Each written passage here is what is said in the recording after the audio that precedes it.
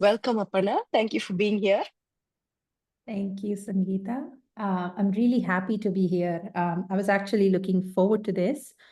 You and I have sort of worked through a few things over the course of 10 weeks, and I felt like it was really important to share how I processed what I processed and where was I and where did where did you help me get to? In an attempt to really just maybe spark that interest in few others so that they might, see the benefit of this inner work like I did. So that was really the hope, and it's always good to chat with you. So Thank you. Thank you so very much. I appreciate it. Maybe we could just start off with, maybe a little bit of background. Tell us, like, sort of your story, leadership, and I think maybe your relationship with like personal growth and inner work, and maybe a context. And then we'll dive into like how you found me and all of that. yeah, sure. So just a little bit about myself. I'm Aparna. I'm actually from India. I grew up in Andhra Pradesh, where my father was a bank employee. So I get to see different towns as I grew up, go to different schools, make new friends. And I had what I consider a very happy and healthy childhood. I have two siblings, grandparents who lived with us. So really a wholesome family that I grew up from. As I grew up and I got my engineering degree as a self-respecting 20-year-old would, the first thought is, how do I get out of here? And so it got me to do my master's. I followed really my friends around and really the curiosity to explore a different country to US. I finished my master's. I got a job in GE in Bangalore. So I flew back to India, spent a few years there. I did meet my now husband, then boyfriend, as I was doing my engineering. And we had a back and forth, and we got married, and so I quit my job in GE. I came back and flailed a little bit in the department of changing careers, but my husband, he was very supportive, and so I ended up landing a job in his company. You asked me a little bit about leadership style or leadership evolution.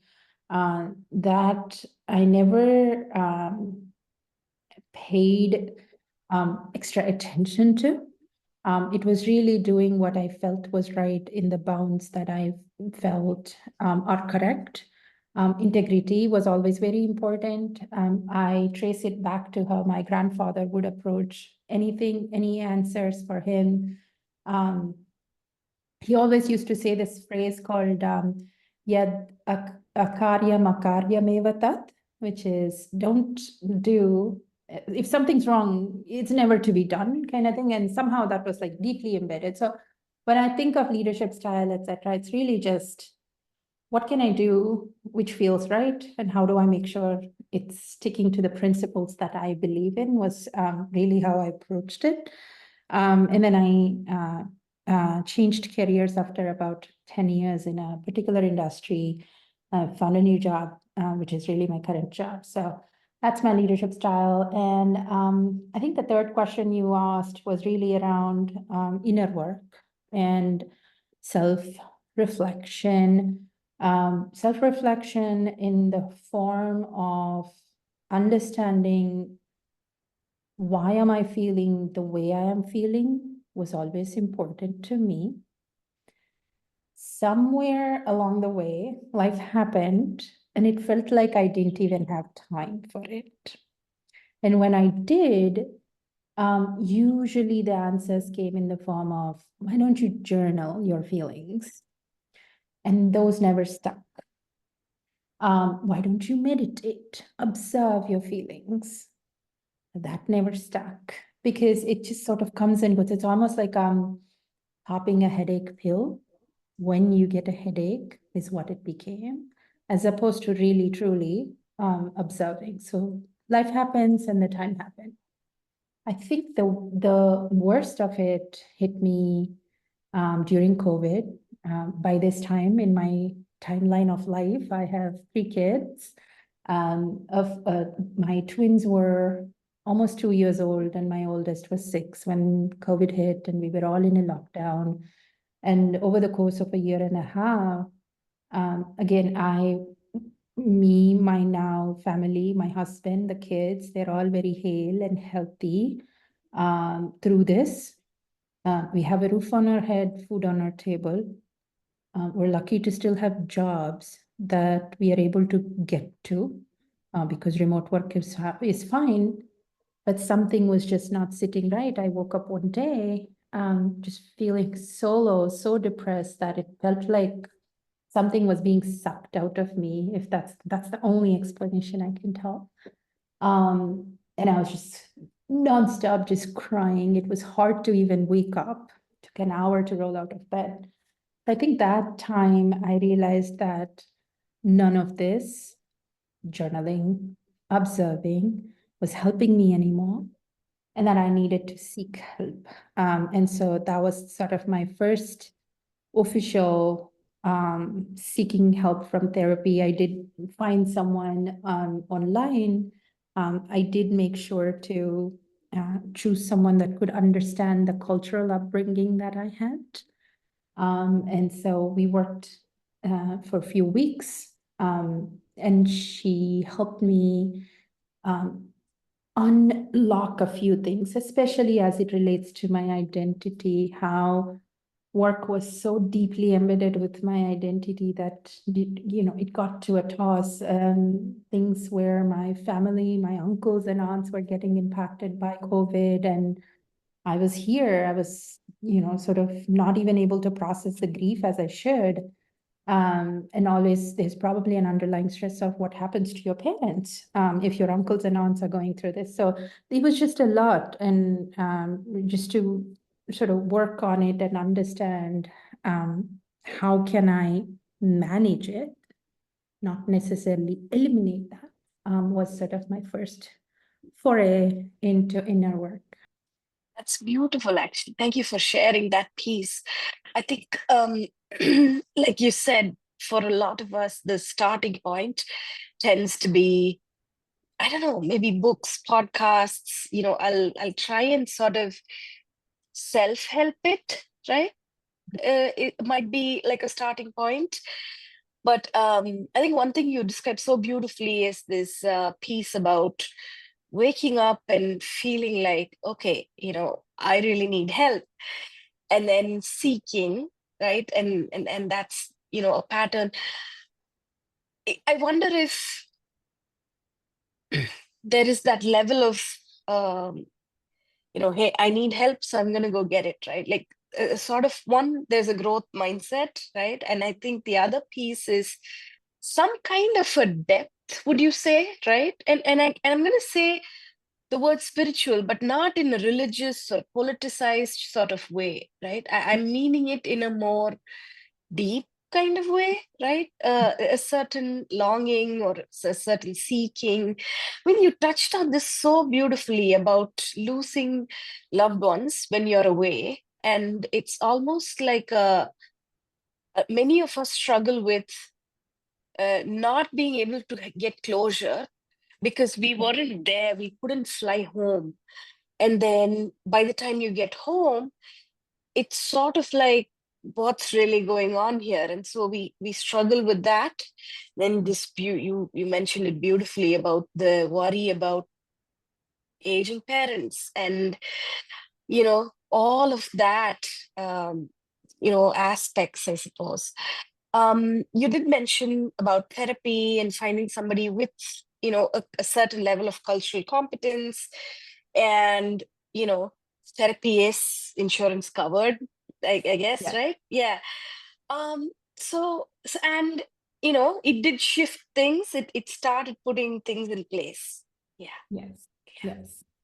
All right. So yeah, walk us through what happened after that. Yeah, so now, things are returning back to a semblance of normalcy, as with, as I think with anyone's life that has gone through COVID, pretty much the entire globe. Things were returning to a sense of normalcy. But where I was going is feeling like I was stuck in a place where I felt like I was battling with myself when I am with, and when I'm at work. I felt like I was taking away from being present with the kids. And I couldn't even understand the why. It just felt like a zero-sum game, that if I am with my kids, it means that I am not able to spend time at work. I also got stuck in this loop where I'm observing myself. My kids are pointing out that I'm not being present. They're talking to me, but there are these thoughts running in my head, and they could be mostly about replaying what had happened at work, like an interaction at work, or replaying something. And so I'm not there, and the kids are pointing out, and my kids are so caring and understanding. They never call me out on it. They're just like, "Are you okay? Are you thinking about something?" So they have been kind enough to understand, and so was my husband. And so that was it. I felt like I was battling myself. The second part of it was I was going into the this response of, if something is not going right, I want to retreat. I want to run away from the problem. I want to see if changing the environment, whether it is changing a job, whether it is taking like a long weekend break, whatever it feels like with girlfriends or my sisters or whichever it is, there was a pattern where I felt like removing myself is the only way I can get a break, start anew somehow, so that I can fix this feeling of battling between two personas, the two personal expectation. One that is absolutely crushing at work, and one that is absolutely crushing as a parent. It was just not helping. It was just this, it felt like I was, it's like that flight response. It felt like I was always reaching to an answer which involved retreat, fly away, move away. And so that was one thing. And then the second major thing was, well, those were two things, but the third major thing was, um, I I remember in all this frazzle brainedness, I did have to travel to work. I came back from work one night. I woke up next morning, and the kids were all gone to bed. My husband took care of them, and they're all at bed. Next day morning, I wake up. What had happened was, that evening when I was traveling to work, I actually misplaced my phone, which then helps unlock my car. Stressed out, trying to find where the phone was. The building security came and helped me. This is not a strange occurrence, or this is not an unfamiliar occurrence. It always happens with me where I misplace things. But I came back the next day, wake up in the morning, and I see my son at the breakfast table. And my husband says, "You should know what your son did." I'm like, "What did he do?" Well, he left his entire backpack at school. Not a water bottle, not a book, which he usually does. He left his entire backpack. And that's when like the gears just clicked in my head, which is like, oh my God. I was just like, my tears welled up in my eyes, and I was like, oh my God, he's just like me. Oh, this is exactly how I was growing up. My mom used to be so frustrated with me that I did not know where my badge was. I was so forgetful. My friends used to say, "Oh my God, Aparna, you are like, sometimes I could find pens in your washing machine." It used to be that there. I have no idea how it got there. So Mm. the gears just clicked for me, and I was like, oh my God.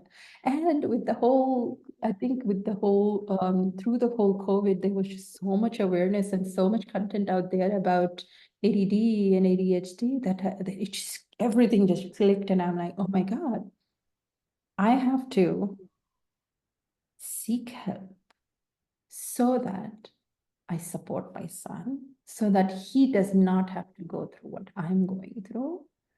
And he has better tools and better approach than I did. And that to me was, I need to take action moment again. And I did again what I knew how to do, which is Google for information. I actually searched up for people, life coaches or coach and ADHD, some combination keywords. Mm. And Sangheetha, I don't know if we were connected before on LinkedIn, or if I ran into your profile after the fact that I searched. That memory like I don't exactly know, but I knew, I saw your profile, and that's when I reached out to you. Because that cultural background was so important to me.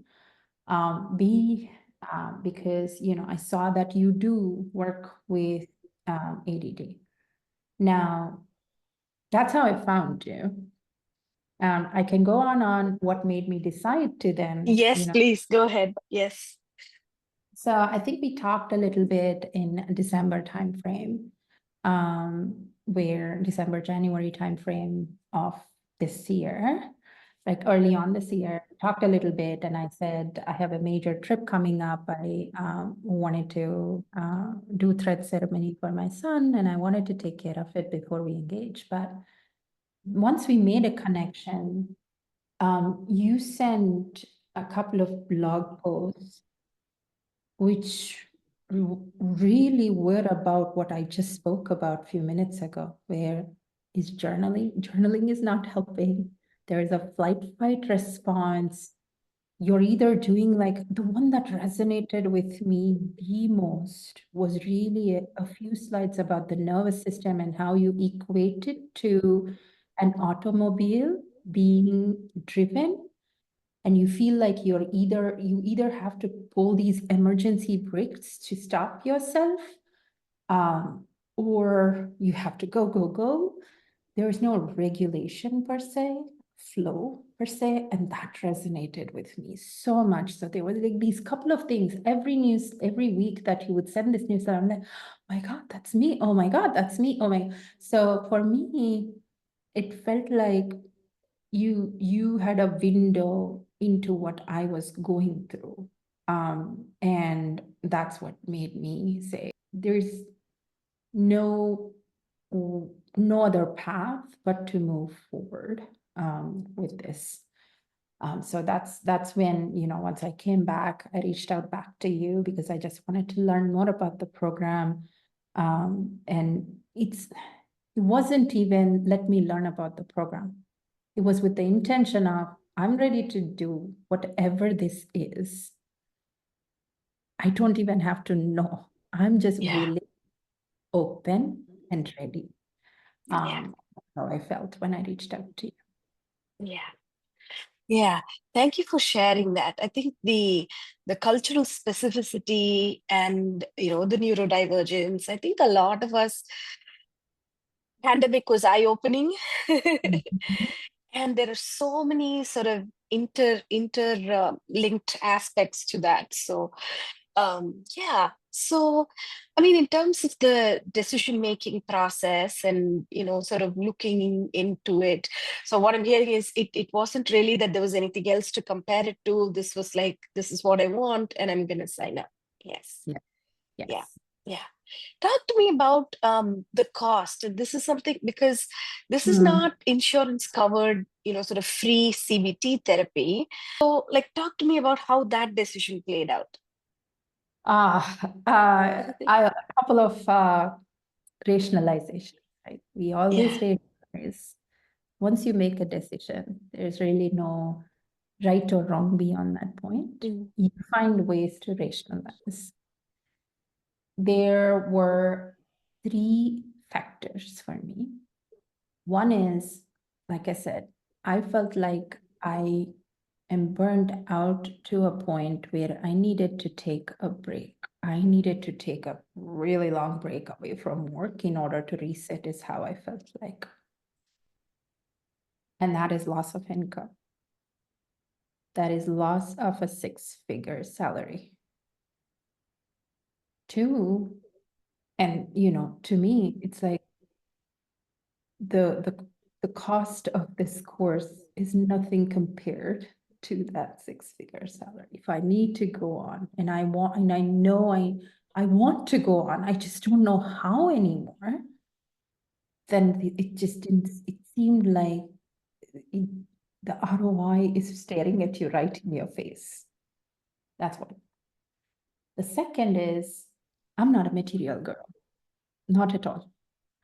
I don't buy clothes like I don't, I don't go shopping regularly. I don't buy for like handbags or shoes or anything. Literally all I own is two pairs of shoes. One that's a sneaker, one that's not. I'm not interested in it. And so I told myself, look, this is like barely the cost of a Birkin or a Prada bag that somebody would buy. Why am I thinking so much? Yeah. And I don't even go to pedicures or manicures, And so if I think of that self-care, had I bought something for myself, a good-looking bag and a sharp-looking shoe, that's as much as this Yeah. cost. And again, to me, that was like a no-brainer. Think of it as if you're buying yourself a Birkin bag. That's all. Oh, that's beautifully put. That's beautifully put. Because you're right. I mean, in the larger, and that's what I Yeah. see, right? I mean, we're dealing with, clients where the family income is significant enough that, yes, I mean, this is priced the way it's priced. I mean, the comparison, right? Yeah, the cost of a salary, cost of a promotion sometimes, right? Or, Yeah. as you're saying, Birkin bag, and that's it. Yeah. Um, by the way, I don't know how much a Birkin bag Yeah, costs. me neither. So the only reason I even know a Birkin bag is because of Gilmore Girls. I don't know if you Oh, watch. yes, I watched Gilmore. I know it because of Devil Wears Prada. I Oh, love that Devil Wears Prada, yeah. movie. Because I remember yeah.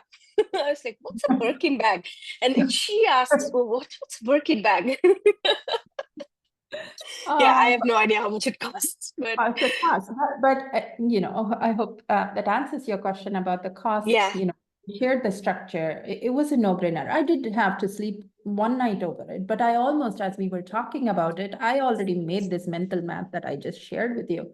The last thing I'll say this, and I shared this with my sisters who are my tier one support structure as well, is I would recommend it, even if you don't have on the other side of the equation a six-figure salary that's currently running or anything. For me, it equates to, again, investing in a certification, Mm-hmm. Mm-hmm. like a course, an MIT or a Berkeley online course. Yeah. you know? And so to me, it's like, would you rather then approach your career and life from a place of not just wanting it, but from that place of flow? Or would you rather approach it from feeling like your other shoe will drop off if you don't? Or am I doing the right thing? Am I robbing my time with kids to get there? Just the whole thing. The economics either way just added up for me as you were sharing the cost structure. So my mental math was already made. my mind was already made, but I do always sleep for one night over a Yeah. conversation. And I think I got back to you maybe in a couple of days, and that was it. Yeah. Yeah.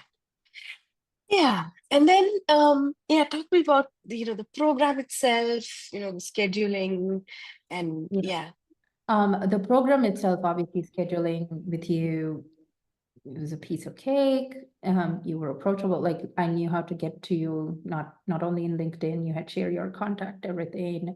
The flexibility of being able to do it at the end of the day after I have, fed my kids, taken care of their routines, if you will. That flexibility was super helpful. And I know we went back and forth on Friday versus Thursday, and you were super flexible. So I think logistics wise, it was easy as a pie. In terms of preparing for the first session, I really didn't know what to expect. Except I did I did read that article that you sent about what does it mean to reset a nervous system. So that knowledge-wise, I have it. I have not experienced it, but knowledge-wise, does it make sense? But I told myself that I am going to do share approach this with implicit sort of trust in whatever Sangheetha asks. I'm going to do it. And so that was the only preparation for me. I did not know what to expect, but that was my only preparation. Yes. Yeah. Yeah. Yeah. And how was the first session? Oh my gosh. The first session was everything, wasn't it? Uh, I I loved the grounding exercise in terms of understanding how your spine is supporting the body, understanding how things feel in your body. I am very self-aware in terms of my own sensations. I am, again, I got to a point of, I don't know what to do with these, but I'm very self-aware. So the grounding exercise really helped get to a state of accessing memories that otherwise would not have surfaced, that otherwise were shut off. I think that was like the most, to me, pleasantly surprising thing.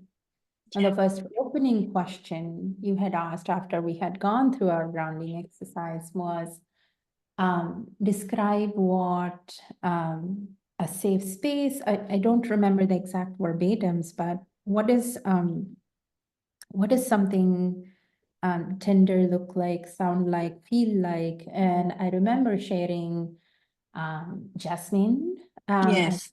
smell, and that evoked an immediate memory of how summers are all about jasmine, how squishy my grandmother was, who used to put jasmines in her head.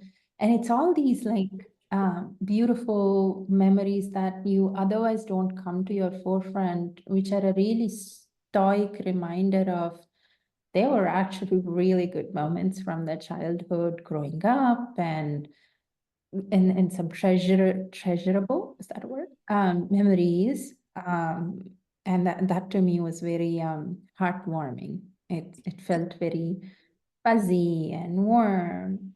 So that was my sort of pleasant surprise number one. And as you proceeded through the session, just understanding myself on what makes me feel good so that I can access that safety, was another sort of immediate like action item kind of thing that was, clicking gears in my head in terms of, oh, I need something soft, I need something squishy. And so that was like a more tactical thing that was going on in my brain. But what hit home and hit home really hard is when you ended the session with, just for this week, as you did, give the homework, which always excites me. Whenever I get homework, I'm like, I'm going to do it and I'm going to do it perfectly. And so when you said, so I was prepared, for what is this homework, mentally, obviously, when we are wrapping up a session. And you said, for this week, I want you to be tender with yourself.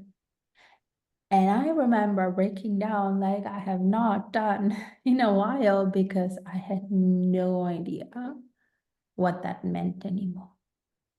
I actually don't, I just didn't know if I ever knew what that meant. And so I remember sort of breaking down. I remember you sort of still calmly just saying it's okay. I remember then the processing those feelings as to what it means and asking myself what it actually means to me and being very mindful over the course of the week, whether it is giving myself grace when I was not able to be present with my kids, giving myself the time to not even just time, like being present when I'm drinking my chai, to saying, I want to reach out to a friend and share this moment, my sisters, and share this moment that, hey, I didn't know what it meant. So that connection. And so that sort of rung through the course of the week. And it was, I don't even know how to describe. I can't say it was liberating. I can't say it was surprising. It's very hard to describe how then I felt through the week. But that was quite the punch in the gut a little bit. Yeah, quite the punch in the gut when it was like, oh, I don't even know what it means when you say, be there. It's a very vulnerable, raw sort of place. And, it's always surprising when that comes up for clients, right? Because, I mean, we have this armor on, right? Of being the strong one, of being the one that has all the answers and being the leader. And I don't know, this work, sits between, therapy and coach, whatever names you call it. But I don't know, it touches a very deep place of, wow, I was not expecting this, Yeah. And there's the part of us that is, out in the world and being strong and representing our kind. I don't know if that was the thing, it's like there is all these parts of me, which, the young parts, the scared parts, and the systemic pieces. But then, there's also a need to somehow represent our culture in a certain way. So there is a need to sort of keep those two separate, I suppose. And then there's this that's sort of very gently opening things up. Yeah. How was it like during the week? Because, one of the things that is understandably scary is if I do trauma work, then I'm going to have to replay all of my past, and I don't want to do that. I'm sorted. I've put that in a neat bow and tied it away. So if I reopen it, then I'm going to crash, break down. I can't go to work, and I'm going to be a crying heap of mess. And, that seems to be a perception of what trauma work is. Yeah. And so, can you walk me through that? Was it like that? It was very interesting in that, as you said, if anyone were to say the word inner work, trauma work, deep work, my immediate thought would have been, I'm going to access all the paths that created or that caused the trauma. What was very interesting, and I'll get to the tenderness part of it, the work part of it. But what was very interesting, as I said, in terms of the way you do the grounding initially, is some like the beautiful memories pop out too. And when you access yourself as a whole, there is really no room to say, I'm going to be a heap of mess because trauma is the only thing I might end up accessing. There are beautiful little things that pop up, like my grandmother's softest sari and her squishy belly and the jasmines, along with realizing that, oh, maybe I was never held tenderly, physically held tenderly. Both you end up realizing you have the capacity to hold them both. That's what inner work to me looked like as things progressed. Now, coming back to the homework that you give at the end of every week, then tenderness then becomes, yes, I become a heap. Sometimes these things bubble up. And this was not this particular week. There were few other weeks that we worked through, where a couple of topics came up, where it played much more heavier on me. Yes. But the tone that was set in the first week, which was be tender with yourself, was very important, and then carried through, which is to say, it's okay. You're going through this now. Here's, I'll hold you. It's almost like creating, your own protective version of yourself. To me, it ended up at the end of the week, it ended up me realizing that, I was asking myself these logical questions. What is it tender? What does it mean? And maybe in this moment, it's sipping that chai. Maybe in this moment, it's giving myself grace. But what it ended up at the end of the week was, you just need to hold yourself like you would your daughters or your son when they come to you and they say they're hurting and that they don't know how to deal with this. How would you hold them? How would you tell them that you're there for them and that we'll get through this together? You cannot promise them it'll be okay. It might or might not, or we'll get through it together. Although I will promise my kids it's going to be okay. There's no other way. But um, that and saying, holding yourself and saying it's going to be okay was really the answer that I arrived with at the end of the first week. And it was, even as I'm speaking right now, I can feel my voice shaking a little bit because it was hard.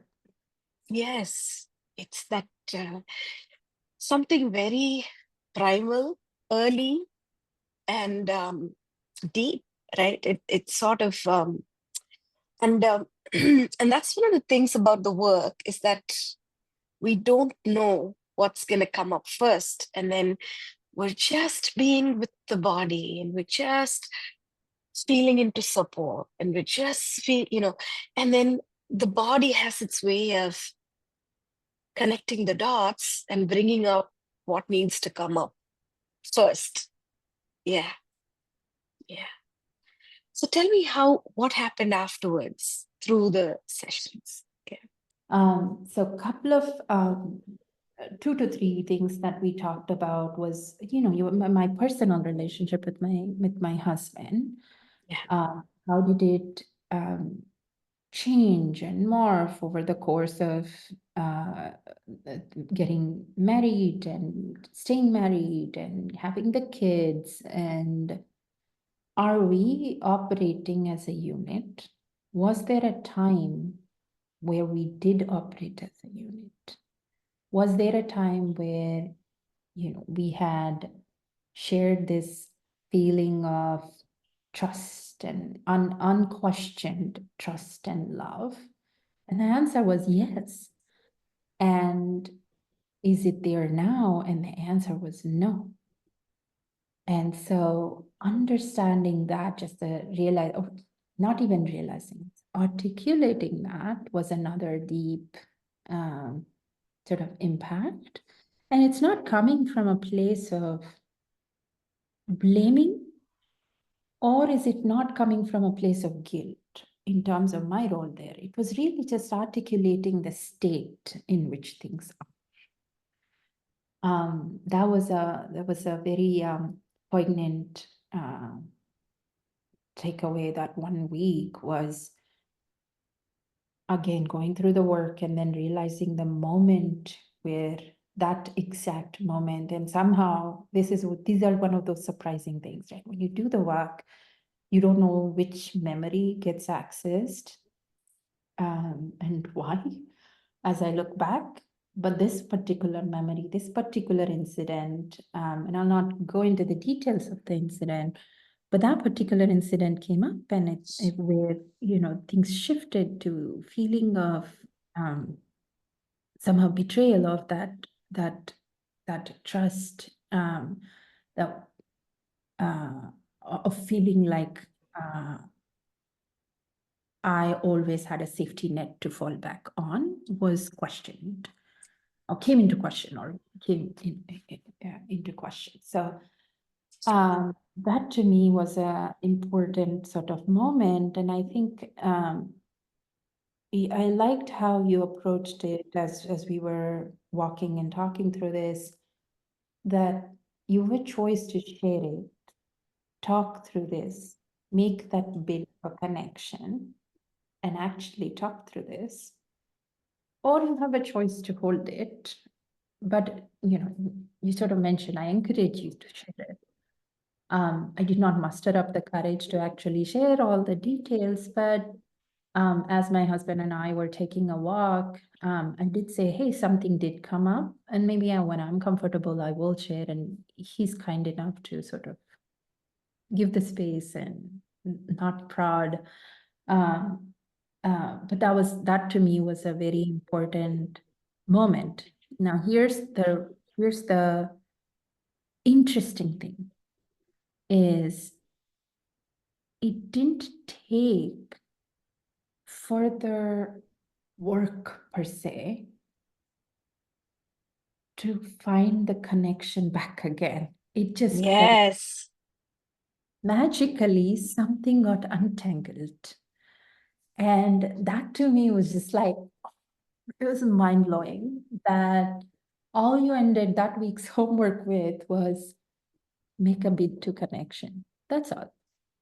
And somehow I have no idea what shifted where. We had our morning cup of joe together. I did, you know, when my husband asked for a walk, I usually am like, oh, this one email, this one thing. It's like, no, I'll come on a walk with you. And I made the bid to connection to go on a walk, just sit down and talk. It's those, I love the word bid to connection. It's like, make that attempt. Again, it wasn't like I needed to sit through, going back to your question, do some deep work from here on out in order to get to the place of feeling like a unit. Yeah. Magically unlocked. So that to me was surprise number one. You know, obviously making a mental note. The second most profound, and we're sort of increasing in profoundness here, from, you know, tender to talking about family as a unit to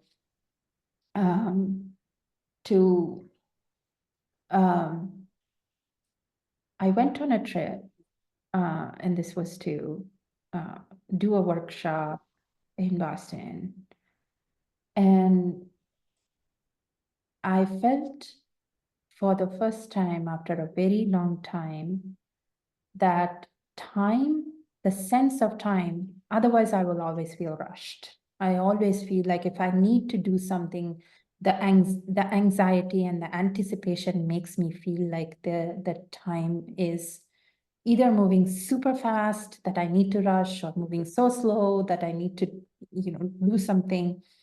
For the first time, I felt like time was flowing on my accord, and that I wouldn't even say control over something over time. It was really time was flowing as I had anticipated it would, as I wanted it to. Without feeling like I need to be somewhere, do something. I know exactly what I needed to do.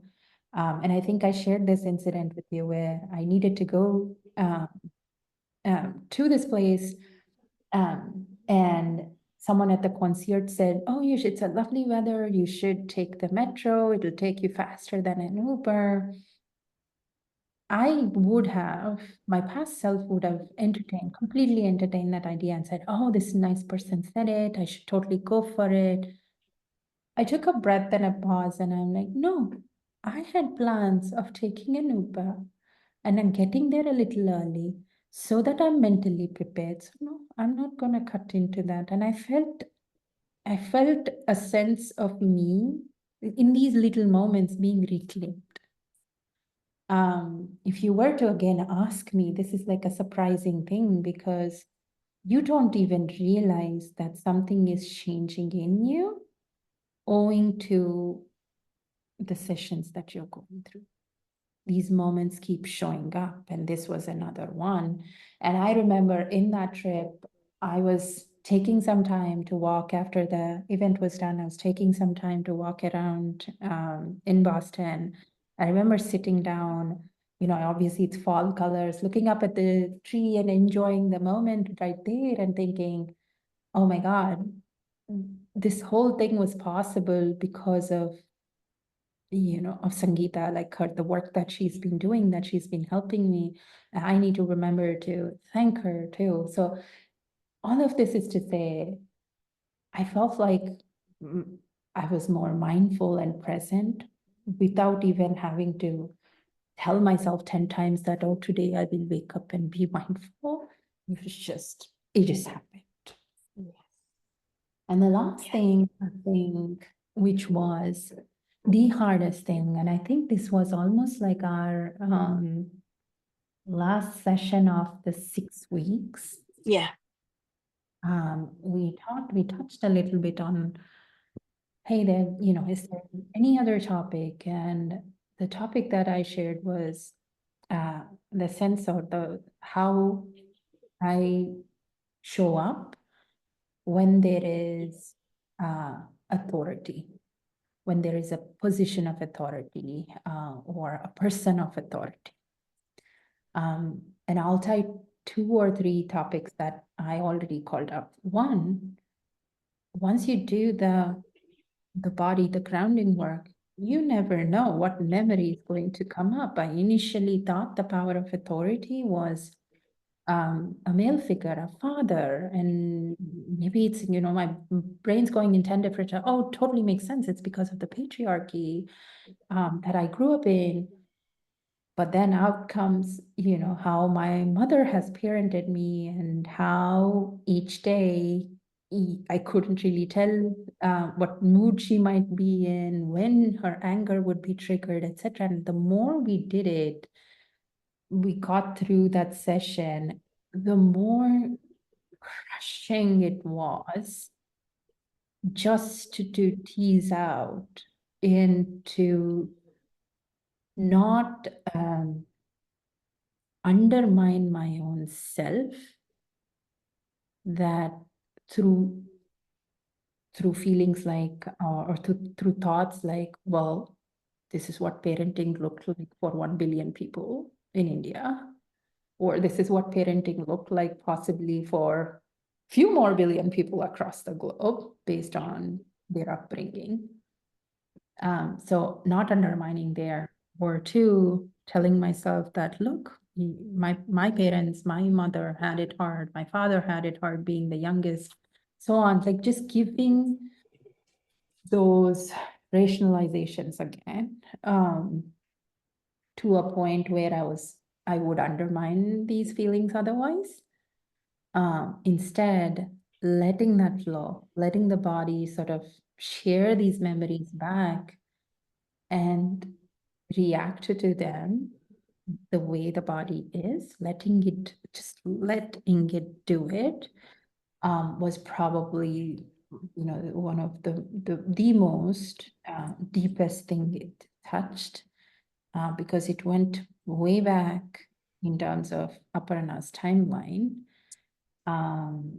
And it was a huge mix of emotions. It was not just anger, it was frustration, it was grief for that little person, it was grief for what happens if I remove the bad parts and kept the good parts. It felt like nothing was left. It was grief, it was courage to then protect the little piece. They were just a mix of emotions. And so going back to the themes that we just talked about, letting your body feel without any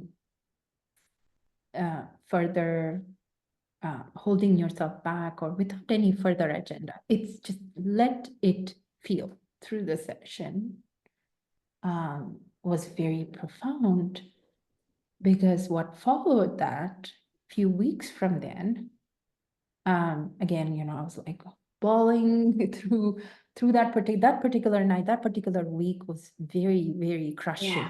Yeah. And my husband was like, hey, I don't know what it is, but I'm here. Are you sure you want to do all of this? You're sort of unraveling. Is it really important? You seem, is it really important? Like, no, I want to. This Yeah. is. But the second theme that I wanted to resurvey, the themes that we've been talking about, is you don't know what will come out, the goods or the bads, and hold that space to feel. Yeah. But the second theme is there is a surprise effect, after effect, which is like an aha moment where 2 or 3 weeks from then, I did have to face, a person of authority. And this time around, I didn't have cotton mouth. My heart did race. There were a few butterflies, but nothing where I felt like, oh my God, I'm in trouble. I'm not doing this right. If I don't do this right, it's all or nothing. I'm in trouble.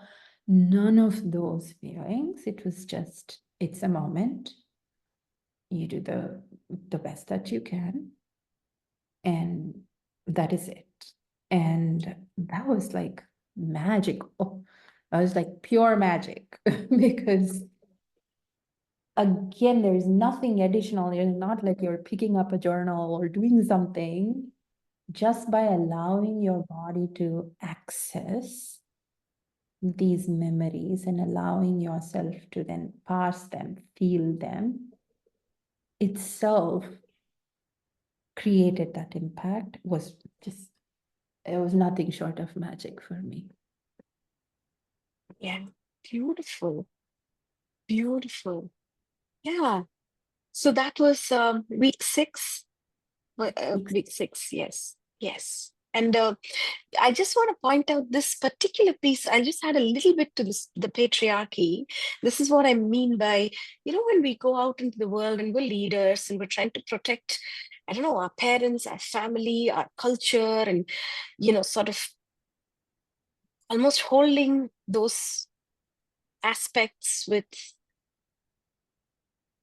we separate, and a lot of times the surprise, the depth and the shift and the magic and the power, a lot of it has to do with meeting our first homes and our relationship with our mothers. And just like you, I think, a lot of us come into personal work, Indian women, with gender and patriarchy, and it makes sense, about where it was in our worlds, even if there was good enough, fathering in terms of economic, like education and economic opportunities, you still had the patriarchy, you still had the gender, you still had the everything around us. And for the longest time, we are protective of the feminine, including the mother, right?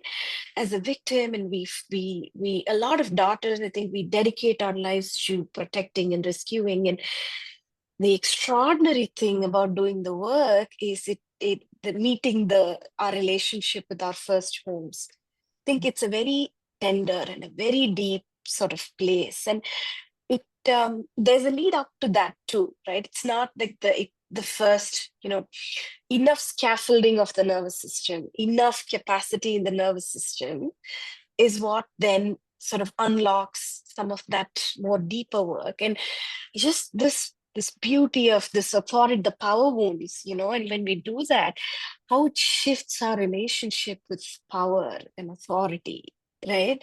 On that piece. And I think, was it then that you were doing the year-end pieces, and how I remember you saying how that shifted, like from, yeah. Yeah, no, yeah. And all of this was very timely because typically, as the performance management, end of year performance management comes to a close, my imposter syndrome and the fact that I'm not enough, not only am I not enough, I'm actually in trouble because I have not done something right, heightens a lot. My feelings that I almost have to assume the role of a parent or a mother for my own team to make sure they are well represented also shows up. And so right around this time is when, the performance management, all of that went through. But this time, the approach was really, again, the best that I can do, that I know how to do. And that's the start and the end of it. And that was it. It Yeah. was truly like remarkable that I did not then, we talk about proof is in the pudding. The proof in the pudding is once the day was done, once the performance management conversation through the course of multiple days are done, and I'm home and I shut the laptop, I'm with my kids, I'm present, I'm not replaying anything. And that was the proof in the pudding.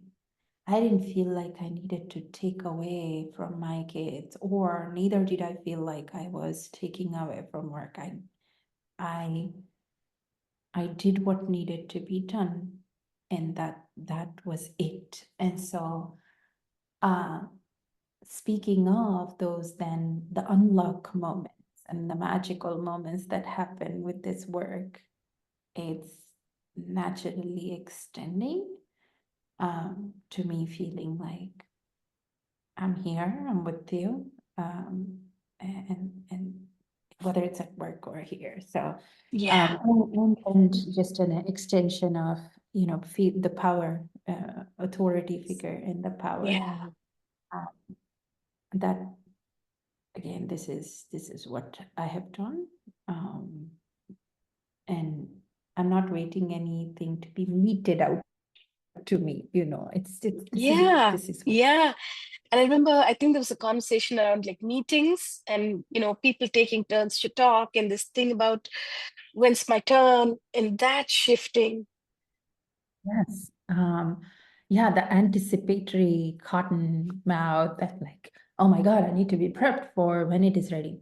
Now, we talked about the magical moments. We, but it doesn't mean that things go away Mhm. 100%. Yes. And so there were moments where I did face this feeling of, again, the same butterflies the size of elephants, Mm. should I say. But the beauty again is the regulation and coming back to what is your steady state was so much quicker. All I had to do was observe that was happening. And that's it, just observe. And somehow the body then, I didn't even have to tell myself, hey, Aparna, you're going through this. It's just, hey, just gut check. Your butt is clenched and you have elephant-sized butterflies. Are you okay? It's like, no, I'm not. I'm actually feeling this way. And it's like, okay, it's okay. And so it's almost like this within the span of milliseconds and seconds, your body is having a conversation with itself, as long as you're just able to take that deep breath and observe yourself. That regulation is also another, I think, important thing to call out, that this is not like eliminating like everything magically. When I say magic is happening, it's that you're able to regulate back even when these moments of stress and anxiety are unfolding right in front of you. Absolutely. I think that's one of the things that we discussed when we started was reduction in frequency, duration, Mhm. and intensity of dysregulation, right? Whether it's fight, flight, or freeze, the numb, the scrolling, the disconnection. I think the promise, the context of the work was, let's reduce the Mhm. frequency, intensity, duration, and what could it be like if we did that? And that's what's happening here. Yes, yes. The last thing I'll add is we were doing, and again, the timeline of the sessions escapes me, but one of the sessions we ended with, you sort of gave the assignment of what does the color look like? Like if you were to paint, what you're feeling, what does it look like?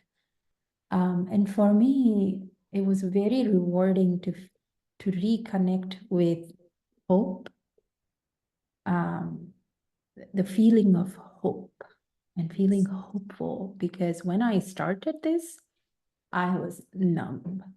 I did not have hope. And that was very it was just beautiful to feel. It was I think you asked me what color does it feel like. It feels yellow, it feels bright, it feels like the yellows and the oranges of the fall leaves, and that hope is beautiful to reconnect with, as opposed to feeling like I needed to trudge through something. So that was a very beautiful moment in terms of feeling great at the end of one of the sessions. So It's beautiful. I think what you shared about feeling hope yeah. again, sometimes, the nerves, we get so dysregulated, and there's this flavor of, like you said, numbness and sort of despair almost, right? It's like a flavor of despair. Like, I'm out of choices, I'm out of time, everything's closing in, that deep sort of dorsal handbrake state. And then to go from there to like experiencing hope and letting that, you know, hopeful, the creative, the spontaneity. I think that's so beautiful what you shared. Yeah, anything else about the SSP, the protocol, and then I'll we reflect back as well. Yeah, I will say by the end of, we extended it after Yeah, 6 weeks, because I yes, definitely felt like there's still a little bit more yeah, I needed to talk through, work through.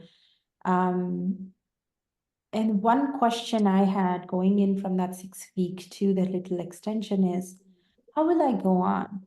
yeah, Have my weekly sessions with Sangheetha, like, what will I do? Like, yeah, will I crumble back again? Um, was one of the things that played very heavily on my mind.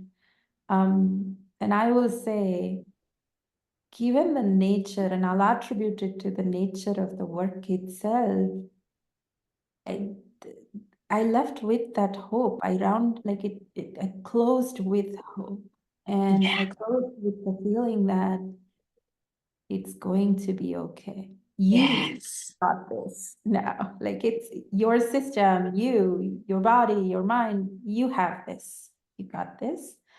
And that is something. So the lasting, I think you talked about the intensity, the longevity of feeling the anxiety or stress or numbness.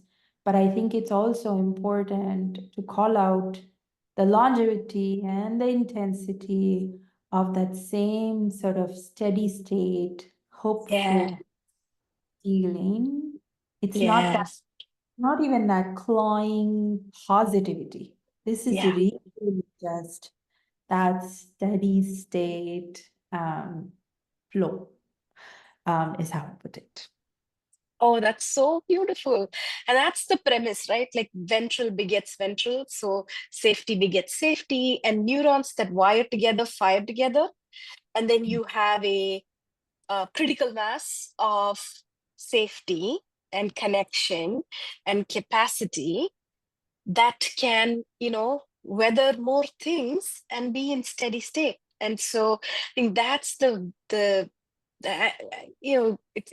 thank you so much, I think, for describing that journey so wonderfully. And that's this is the work, and this is why this is different from open-ended therapy, right? Whatever the duration of, and sure, if if there are specific things there can be more, but essentially it's building capacity, moving from hope, despair to hope, and the sense of I've got this. Yeah, Yeah. I think it's so beautiful. Thank you so much for sharing. And then, so I can reflect back. I think it was beautiful to work with you. It was just, the fit and the flow was just there from the start. And what was beautiful was that there was a lot of like you described, there's a lot of ability to be in the body. There was a lot of ability to um,